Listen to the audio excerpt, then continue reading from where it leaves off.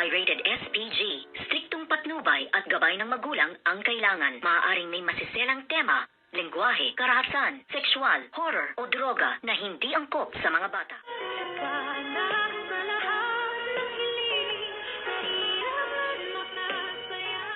Good morning and welcome sa aking munting channel. At dito nga, nag-abot-abot na itong si Dr. Annalyn Santos, si Harry, dito nga sa hospital na kung saan nga dinala si Miss Lynette Santos. At dito naman ay naghahabulan nga itong si Doc RJ at Doc Carlos, na kung saan nga ay hinahabol niya ang pagtakas nga ng dalawa, na kung saan ay talagang takot na nga itong si Miss Lynette Santos dahil nasa likod na nila itong ang si Dr. Carlos Benitez. At dito naman ay inamin na nga nitong si Harry ang katotohanan at humingi siya ng tawad dito nga kay Dr. Annalyn Santos sa lahat-lahat ng nagawang kasalanan ng kanyang dad Carlos.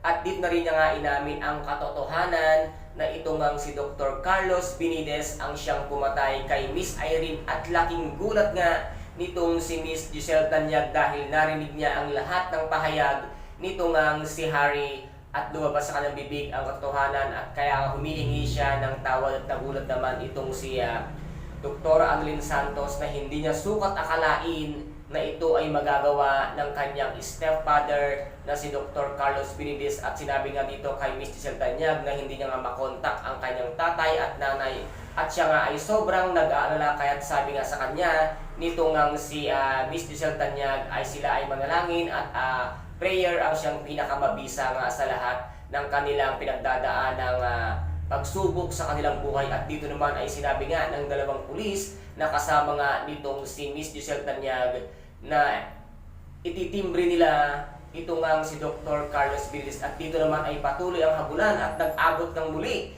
itong si Dr.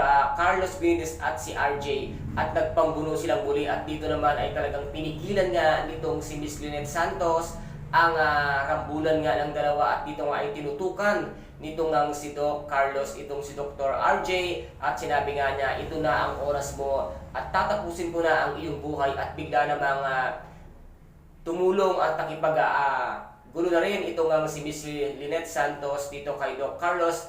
At ang nangyari nga dito ay naitulak at natabig nga ni Doc Carlos itong si Miss Lynette Santos na ngayon ay mahuhulog nga sa bangin. Ano kaya ang gagawin ngayon nitong si Dr. Carlos Benitez at ni Doc RJ? At sino kaya sa kanilang dalawa ngayon ang magwawagi sa pagligtas nga dito kay Miss Lynette Santos? At ano ang kahihinatnan ng sitwasyon ngayon nitong si Miss Lynette Santos dahil nga ngayon ay nasa bingit siya ng kamatay na maaari nga siyang mahulog sa bangin dahil nga sa kagawan nitong si Doc Carlos Benitez. And guys, ito po ang ating pakaabangan dito nga sa napaka-intense at kapanapanabik na eksena dito sa Abot Kamay na Pangarap, na kung saan ay napaka-intense ng mga kaganapan. At kung nagustuhan po ninyo ang aking videos for today, paki-subscribe na lamang po ng aking channel, paki-like and share para maging update kayo sa lahat ng gagawin kong videos. Maraming salamat po, ingat, God bless, and